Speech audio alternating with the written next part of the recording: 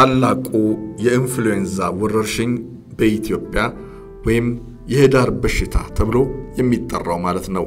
የ1911 ዓመተ ምህረት ወረርሽኝ ወይም ቸነፈር ሲሆን የጻፉት ደግሞ ታላቁ የኢትዮጵያን ታሪክ ተመራማሪው ፕሮፌሰር ሪቻርድ ፓንክረስት ናቸው። ትርጉም በታዋቂው ጋዜጠኛና ፖለቲከኛ በክፍሉ ታደሰ።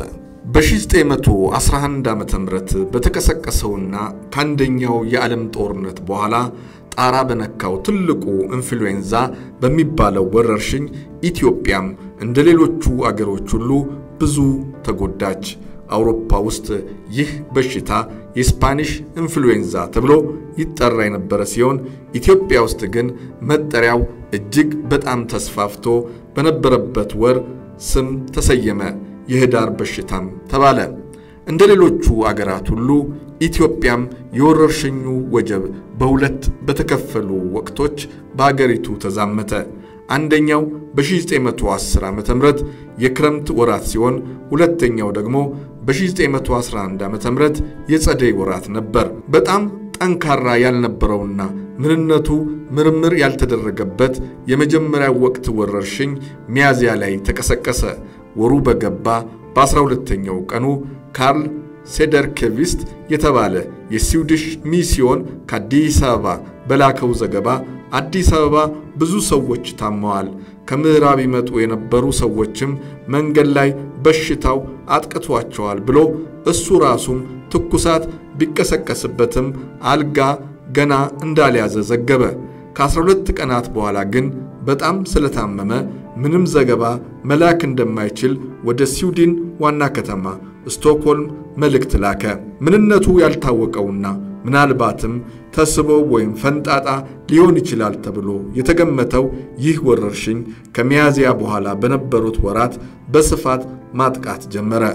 ካውንት ኮሊ የተባለ የኢጣሊያ ሚኒስትር አደገኛው ወረርሽኝ ከተማውን እንደወረረና የኢትዮጵያ መንግስት እርዳታ እንደጠየቀ ሐምሌ 13 ቀን ወደ ሀገሩ ቴሌግራፍ ላከ። ጣሊያናዊው የኤርትራ ገዥም ዶክተር ቬቱቺ የተባለ የጤና ባለሙያም ከ100,000 የፈንጣጣ ክትባት መድኃኒት ጋር በጅቡቲ በኩል አድርጎ ላከው። የፈንጣጣ ክትባት መድኃኒቱ ግን ዋጋ አልነበረውም። በሽታውን መቆጣጠር አልተቻለም። ተመዝግቦ በተገኘው ማስረጃ መሰረት በዚህ በሽታ የተጠቃው የመጀመሪያው ሰው ስታማቴዎስ ጋናታኪስ የተባለ የግሪክ ወጣት ሲሆን ሐምሌ 29 ወይም ኦገስት 7 ቀን አረፈ። በቀጣይ ቀናትም ብዙ ሰው ሞተ። መቃብር ጉድጓድ የሚቆፍር ሰው በመጥፋቱ በአራዳ ጊዮርጊስ ቤተክርስቲያን መሬቱ ጫር እየተደረገ መቅበር ተጀመረ። ይህ ሁኔታ ያስከፋቸው የውጭ አገራት መንግስታት ተወካዮች ቅሬታ ማሰማት ሲጀምሩ መቅበር የሚቻለው ከከተማ ውጭ ባሉ ቤተክርስቲያኖች ብቻ እንደሆነ የኢትዮጵያ መንግስት አስታወቀ። ራስ ተፈሪ መኮንን ታመሙ። በነሐሴ 3ኛ ሳምንት ላይ ወረርሽኙ ይበልጥ ተስፋፋ። በዚያ ወቅት ከተጠቁት መሃል እንደራሴ ራስ ተፈሪ መኮንን ወይም አፄ ኃይለ ሥላሴ የሚገኙበት ሲሆን ነሐሴ 19 ቀን ወይም ኦገስት 27 አልጋ ያዙ። በአራተኛው ቀን እየባሰ በመሄድ ላይ ባለ እንደ ትኩሳት መሰል በሽታ እየተሰቃዩ መሆናቸውን ለጓደኛቸው ለሚስዮናዊው ለመሴ ጃርሶ ደብዳቤ ልከው እንዲጸልይላቸው ለመኑ። አክለውም ዶክተር ሌፓቴንጋ ወይም ዶክተር ዴቭሊታል ለማለት ፈልገው ነው ደውለው እንደነበር ገለጹ። ይሁንና በዚያን ጊዜ ዶክተሩ በራሳቸው ተነሳሽነት አገር ውስጥ ገብተው ነበር። በኢትዮጵያ ነባር ትውፊት መሰረት ዶክተሩ ለቤተክርስቲያን በርካታ ስጦታዎች ይዘው ነበር የመጡት። ብዙ ሳይቆይ የእንደራሴው መታመም የውጭ ሀገር ቆንስላዎች ጆሮ ደረሰ። የእንግሊዝ ለጋሲዮን ባልደረባ የነበሩት ሻለቃ ዶድስ ራስ ተፈሪ አዲስ አበባ በተነሳ ተስቦ ምክንያት በመሰቃየት ላይ እንደሚገኙ ወደ ለንደን ቴሌግራፍ የላኩ ሲሆን አክሎም በሽታው ባሁን ጊዜ ብዙ ሊያሳስብ የሚችል አይደለም አሉ። በሚቀጥለው ቀን በሰደደው መልእክት ግን በእንደራሴው መታመም ምክንያት ከኢትዮጵያ መንግስት ጋር ምንም ስራ ማከናወን አይቻልም ሲል ገለጸ። ወረርሽኙ ክፉኛ ተዛምቶ በመስከረም ወር ብዙ ሰው ሞተ። ከመጀመሪያዎቹ ሰለባዎች መሃል ከመኳንንት ቤተሰብ የሚወለደውና የፊት አውራሪ ኢብሳ ልጅ የነበረው አበበ ኢብሳ ሲሆን ይህ ወጣት በትምህርቱ ጎበዝ በመሆኑ ከ7 ዓመት በፊት አዲስ በተከፈተው የዳግማዊ ምኒልክ ትምህርት ቤት በአንደኝነት ሽልማት ተቀብሏል። የወጣቱ ሞት ከብዙዎች መሃል ያንዱ ብቻ ሲሆን የዘመኑ ደራሲ የሆኑት አለቃ ክንፈ ወደ መቃብር የሚሸኙት ሰዎች ቁጥር በህይወት ከሚገኙት ይበልጣል ካሉ በኋላ ዛሬ አለ የተባለ ሰው ነገ ላይኖር ይችላልና እነዚህ ሰዎችም የፍርሃት ቆፈን እንደያዘው የቆሰለ ወሬ ይንቀጠቀጣሉ ሲሉ የዕለቱን ውሎ በሚከትቡበት ማስታወሻቸው ላይ አሰፈሩ። የራስ ተፈሪ መኮንን ሁኔታ ተባባሰ። የእንደራሴ ራስ ተፈሪ መኮንን ጤና ከጊዜ ወደ ጊዜ እየከፋ በመሄዱ ጳጉሜ 3 ወይም ሴፕቴምበር 8 ቅዱስ ቁርባን ወሰዱ። ወጣት በመሆናቸው ብዙ ሰው አዘነላቸው ሲሉ አለቃ ክንፈ በማስታወሻቸው አሰፈሩ። እንደራሴው ገና የ26 ዓመት ወጣት ነበሩ። ሻለቃ ሮድስ ደግሞ ጳጉሜ 3 እና 4ን ይዞ የተፈሪ የጤና ሁኔታ በድንገት ብሶበታል ካለ በኋላ ሐኪሞች ግን ተስፋ እንዳልቆረጡ የሚገልጽ ቴሌግራም የዛን ቀን ወደ ለንደን ላከ። አከታትሎም በላከው ቴሌግራፍም የእንደራሴው ህይወት በሞት አፋፍ ላይ እንደሚገኝ ገለጸ። ሌላ ዲፕሎማት በላከው መልእክት የኚህ መሪ አንደኛው የሳምባ ክፍል ተጎድቷል አለ። በመንግስቱ ዙሪያ ላሉት ሁሉ በሽታው እጅግ አሳሳቢ የሆነ በመሄዱ በዚያ ወቅት ወላይታ የነበሩት የጦር ሚኒስተሩ ፊት አውራሪ ሀብተ ጊዮርጊስ ድነግዴ እንዲመጡ ተወስኖ በአንድ ሳምንት ውስጥ አዲስ አበባ ደረሱ። እሳቸው በደረሱ ጊዜ የእንደራሴው ጤና ሻል ያለ ቢሆንም ለብዙ ቀናት ባስኪ ሁኔታ ውስጥ ነበር የቆዩት። ፊት አውራሪ ሀብተ ጊዮርጊስ ድነግዴ በተፈለጉበት ጊዜ ማለትም መስከረም 9 ወይም ሴፕቴምበር 17 ቢደርሱም ለሀገሪቱ ደህንነት ዋስትና ሊሰጡ ይችላሉ ተብሎ ቢጠበቅም እሳቸው ራሳቸው በበሽታው ተጠልፈው ክፉኛ ታመሙ። ሞት አፋፍ ላይም ደረሱ። ያዛውንቱ ባለስልጣን በድንገት መታመም እንደራሴውን ክፉኛ በማስደንገጡ የኢጣሊያ መንግስት ተወካይን አስጠርተው አገሪቱ እጅግ ፈታኝ ሁኔታ ውስጥ መውደቋንና እኔ ከሞትኩ አገሪቱ ያበቃላታል ሲሉ ገለጹለት። ፊታውራሪውም መስከረም 9 በደረሱበት ዕለት ሌላ አጋጣሚ ተፈጠረ። የመጀመሪያው ታዋቂ የውጭ አገር ሰው ሞተ። እሱም የሊባኖስ ተወላጅና ዶክተር አሳድ ቻይባን ተብሎ ይጠራ የነበረ ሲሆን ሞቱ በሀገሪቱ የነበሩ የውጭ አገር ተወላጆችን ክፉኛ አስደነገጠ። እስከዚህ ወቅት ድረስ የእንደራሴውን ጤና ያለመታከት ይከታተል የነበረው ሻለቃ ዶድስ የሊባኖስ ተወላጁ ሞት ያልተጠበቀ ሁኔታ ፈጠረ አለ። ሟች የ35 ዓመት ዕድሜ ብቻ ያስቆጠረና በበሽታው ወጣት ዶክተርንም ሊቀጥፍ እንደሚችል ሰው ገና ያልተረዳበት ጊዜ በመሆኑ ሞቱ እንቆቅልሽ ሆነባቸው። የመቃብር ቦታም ጠፋ። በዚህ ጊዜ ወረርሽኙ ብዙ ሰው ላይ ጉዳት በማድረስ ላይ የነበረና በዋና ከተማውም ብዙ ሰው እየሞተ ነው ካሉ በኋላ የሚከተለውን አከሉ አለቃ ክንፈ። በጦር ሜዳ ወንድም በወንድሙ ሬሳ ላይ ተረማምዶ እንደሚሄድ ሁሉ መንገድ ዳር የሚታይ ሬሳን ለመቅበር ማንም ሰው አይጨነቅም ነበር። ተረማምደውት ነበር የሚያልፉት። በየቤተ ክርስቲያኑ የመቃብር ቦታ ስለጠፋ ወደፊት አዲስ የሚገነቡ ቤተ ክርስቲያኖች ውስጥ ይቀበራሉ ተብሎም ተወሰነ አሉ። በቅዱስ ጊዮርጊስ ቤተ ክርስቲያን ቀብር እንዳይካሄድ የሚለው ቀደም ሲል የወጣው ትዕዛዝ እርግፍ ተደርጎ በመተውና ጉድጓድ ቆፋሪ በመጥፋቱ ብዙ ቤተሰቦች የሞተባቸውን ሰው በሌላ ሰው መቃብር ውስጥ ደብለው መቅበር ጀመሩ። ብዙ ሰዎች ከከተማ ሸሹ ወይም ቤታቸውን ቆልፈው ተከረቸሙ። እንግዳ ለመቀበልም ፈቃደኛ አልሆኑም። ፓትርያርኩ አቡነ ማቴዎስም ሸሹ። ከሸሹት መሃል አንዱ ፓትርያርኩ አቡነ ማቴዎስ ሲሆኑ ከአዲስ አበባ በስተምዕራብ በኩል 30 ኪሎ ሜትር ርቀት ላይ ወደሚገኘው የመናገሻ ተራራ ሄደው ሰፈሩ። ንግሥተ ነገሥታት ዘውዲቱንና እንደራሴውን ትተው በመኮብለላቸው ቅሬታና በጣም ጎምዛዛ ስሜት ፈጠረ። ራስ ተፈሪ ያላንዳች መንፈሳዊ ድጋፍ ብቻቸውን ቀርተው እንዲሞቱ ፓትርያርኩ ፈረዱባቸው በማለት በማስታወሻቸው ላይ አሰፈሩ አለቃ ክንፈ። የፓትርያርኩን ምሳሌነት በመከተል ብዙ ባለስልጣኖች ከከተማው ሸሽተው ወጡ። ከነዚህ መሃል አንዱ የከተማው ከንቲባ ወሰኔ ዘአማኑኤል ሲሆኑ ኋላ ላይ ተገደው በመምጣት ከተማውን እንዲቆጣጠሩ ተደረገ። ራስ ተፈሪን ጨምሮ ከመጀመሪያው የወረርሽኙ ወጀብ የተረፉት ጤናቸው እየተሻሻለ ሄደ። ያም ሆኖ ግን ሹክሹክታው ሊያቆም ባለመቻሉ ራስ ተፈሪ ከ3 ሳምንት በፊት ሞተዋል ብለው ብዙ ሰዎች አመኑ።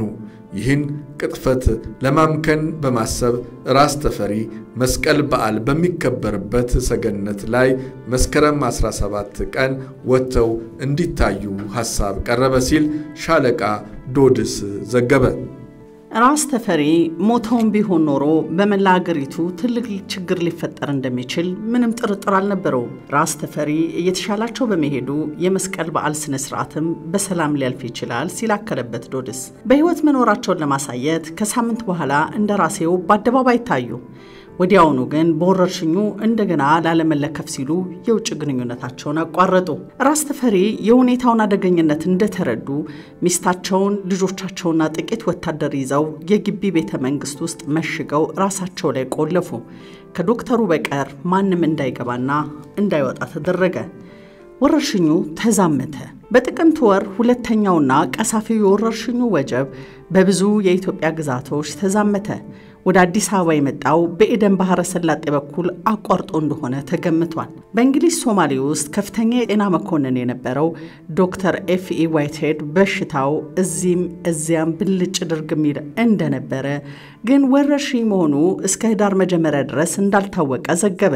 በሽታው በኤደን በኩል እንደመጣ ገምቶ የመጀመሪያ ተጠቂዎቹ ብዙ ትኩረት የማይደረግላቸው ሶማሌዎች ሲሆኑ መጀመሪያ ላይ በሽታው ኢንፍሉዌንዛ እንጂ ወረርሽኝ ተደርጎ አልተቆጠረም ነበር ሲል በዘገባው ላይ አከለ። በሽታው ከባድ ወረርሽኝ መሆኑ እንደተደረሰበት ከበርበራ የተነሳው የወረርሽኙ ወጀብ የረጅም ርቀት የንግድ መንገዱን ይዞ በሁሉም አቅጣጫ ተዛመተ። ይህ ወጀብ ከሌላ አቅጣጫ ከመጣ ጋር በመቀላቀል ፈረንሳይ፣ ሶማሌና ጅቡቲ አቢሲኒያ ላይ ተገናኙ አለ ዘጋቢው። በአንዳንድ አካባቢዎች ከሶማሌዎቹ መሃል 50 በመቶ የሚሆኑት በበሽታው ክፉኛ ተሰቃዩ። ከነዚህ መሃል 5 በመቶ የሚሆኑት ሞቱ። ከሞቱት መሃል አብዛኞቹ በበሽታው ላይ የሳምባ ምች ተቀላቅሎበት በተፈጠረው መቃወስ ምክንያት የተፈጠረ ሲሆን ጥቂት የሚባሉ ደግሞ በሰውነት መዳከምና አንዳንዶቹም በፍርሃት ብቻ ይሞቱም አሉ። ከህንድ ወታደሮች መሃል 60 በመቶ በበሽታው ተለከፉ። ከነዚህ መሃል 10 በመቶ ሞቱ። 131 ከነበሩት የሶማሌ ፖሊሶች መሃል 3ቱ ሞቱ። በእስር ቤት ደግሞ ከ125 መሃል 2ቱ ሞቱ። በድሆች መንደር ከሚኖሩት ከ232 መሃል 20 ሞቱ። የምድር ላይ ግፉዓን ነበሩ በብዛት ያለቁት። በተመሳሳይ ጊዜ ነበር በፈረንሳይ ሶማሌ ወረርሽኙ ያጠቃው። አንድ የማውቀው ሽማግሌ ህንድ እንደነገረኝ ወረርሽኙ የተቀሰቀሰው የአንደኛ ዓለም ጦርነት ማቆም ስምምነት በተደረገ በሳምንቱ ህዳር 1 ወይም ኖቬምበር 11 እንደሆነ ያስታውሳል። በዚያ ዕለት ነበር እናቱ የሞቱት። በመንግስታዊ ዘገባ መሰረት የጦርነት ማቆም ስምምነቱ የተፈረመው ህዳር 17 ወይም ኖቬምበር 27 ነበር። ከባህር ዳርቻ የዘለቀው ይወረርሽኝ እየጋለበ ነበር አዲስ አበባ የደረሰው። ምድር ባቡር ጣቢያ ይሰራ የነበረ ሚስተር የተባለ ህንዳዊ መረጃ አቀባይ እንደነገረኝ የወረርሽኙ ዳፋ በአንድ ሳምንት ጊዜ ውስጥ ነበር መናገሻ ከተማ የደረሰው አለ። ነጋድራስ ጀማነህ የምሩ የተባለ ሌላ መረጃ አቀባይ ስለ ወረርሽኙ መቀስቀስ አዲስ አበባ የተሰማው ከሐረር ስልክ ተደውሎ እንደሆነ ገልጾ ወረርሽኙም ወዲያው ደረሰ አለ። ሚስተር አቤል የተባለ ሽማግሌ የኦስትሪያ ተወላጅ እንቆቅልሽ ናቸው ያሏቸው የመጀመሪያዎቹ ህልፈተ ሞት የደረሱት በመስከረም 30 እና በጥቅምት 5 ወይም ከ10 እስከ 15 ኦክቶበር መሃል ሲሆን ከዚህ በኋላ በነበረው ጊዜ ሁኔታው እጅግ ከፍ አሉ። የወረርሽኙ ሁለተኛ ወቅት ሁኔታው እጅግ በጣም የከፋው ህዳር 1 ኖቬምበር 10 ሲሆን ከህዳር 1 ጀምሮ በሽታው ብዙ ሰዎች አጠቃ አሉ አለቃ ክንፈ። በእርግጥም ችግሩ በዚያን ጊዜ እንደተባባሰ የቤተክርስቲያን መረጃዎች ያረጋግጣሉ። አዲስ አበባ በሚገኘው የካቶሊክ ቤተክርስቲያን በነሐሴ ወር 3 ሰዎች ተቀበሩ። በመስከረም ሰው መሞቱ አልተዘገበም። በህዳር ግን ከ26 ያላነሱ ተቀበሩ። ከሶስቱ በስተቀር ሌሎቹ በኢንፍሉዌንዛው እንደሞቱ ነበር የተመዘገበው። በግሪክ ቤተክርስቲያንም በነሐሴ ወር በየ15 ቀን አንድ ሰው ሲሆን ይቀበር የነበረው ከህዳር 2 እስከ 17 ይቆጠር ወደ 10 አሻቀበ። ባለመመዝገቡ ሊደረስበት አልተቻለም እንጂ በኦርቶዶክስና በሙስሊም ሃይማኖት ተከታዮች መሃል ህልፈተ ሞቱ ከፍ ያለ እንደሆነ ግልጽ ነው። በህዳር ወር መጀመሪያ ላይ ማለትም ህዳር 1 ቀን ከሞቱት መሃል በጅቡቲ የኢትዮጵያ ቆንስላ ልጅ የነበሩት ወይዘሮ ወለተ ብርሃን ዮሴፍ ሲሆኑ እህታቸውም ከ5 ቀናት በኋላ አረፉ። የእንደራሴው የራስ ተፈሪ አርመናዊ ሐኪም የነበሩት ዶክተር ዴቭሊሽያን ህዳር 2 ቀን አረፉ። ሞት ከነጠቃቸው ሐኪሞች መሃል ሁለተኛው መሆናቸው ነው። ህዳር 7 ቀን ሞት ሶስተኛው ሐኪም የነበሩትን ዶክተር ዌክማንን ወሰደ። እሳቸው ከእንግሊዝ ለጋሲዮን ጋር ይሰሩ የነበሩ ትውልደ እንግሊዝ ህንድ ሲሆኑ በግል ሕክምናው ዘርፍ ውስጥ ለመስራት በመዘጋጀት ላይ ነበሩ። መንግስት ጠፋ። የወረርሽኙ እጅግ አደገኛነት ሁሉን አስገረመ። ዘመናዊ ትምህርት እንደቀሰሙት እንደ ከንቲባ ገብሩ አይነቱ በአውሮፓ ጦርነት ላይ ማለትም በአንደኛ ዓለም ጦርነት ላይ ከተረጨ የመርዝ ጋዝ ጋር ይያያዝ እንደሆነ ጥርጣሬያቸው መግለጽ ጀመሩ። የጤና ባለሙያ እንደሆኑት እንደ ግሪክ ተወላጁ እንደ ዶክተር ዜርቮስ አይነቱ ደግሞ ወረርሽኙ ከባክቴሪያ ቸነፈር ጋር መሳሰሉት። ኋላ ላይ ቸነፈር የሚባለውን ቃል ስትሰማ ፍርሃት ይወርሃል። እኔም እጅግ ፈርቼ ነበር አሉ።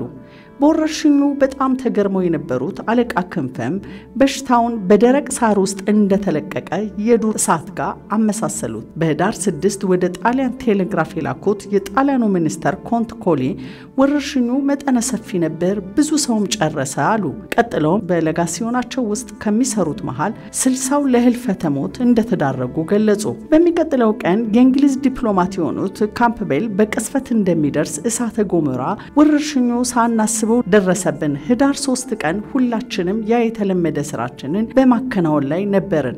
ከህዳር 4 ጀምሮ ግቢው ቤተ መንግስቱ ተዘጋ፣ መንግስትም ጠፋ። ሹመኞች ከከተማው ወይ በረው ጠፉ አሊያም በየቤታቸው ተደበቁ። የፖስታ አገልግሎትም ተቋረጠ።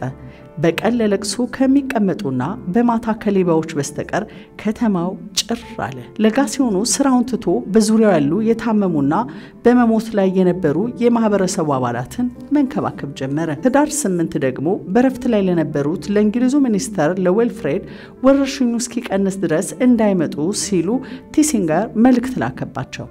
አክሎም የኢንፍሉዌንዛ ወረርሽኙ በተለይ የባቡር ሀዲዱን ተከትሎ በጣም ተስፋፍቷል። በ24 ሰዓት ውስጥ ይባዛል። ከፍተኛ ጥንቃቄ ያስፈልጋል። አለበለዚያም ወረርሽኙ በቀላሉ ሊቀጥፍ ይችላል። ሁሉም ስራ ተቋርጧል ሲል መልእክት አስተላለፈ። በዚሁ ጊዜ ንግስተ ነገስታት ዘውዲቱ ዋና ከተማውን ጥለው ወደ አንኮበር ሊኮበልሉ ነው የሚል ወሬ መሰማቱን መሰረት አድርገው ኮንት ኮሊ ቴሌግራፍ አደረጉ። የጦር ሚኒስትር የሆኑት ፊታውራሪ ሀብተ ጊዮርጊስ ዲነግዴ በጠና ታመዋል።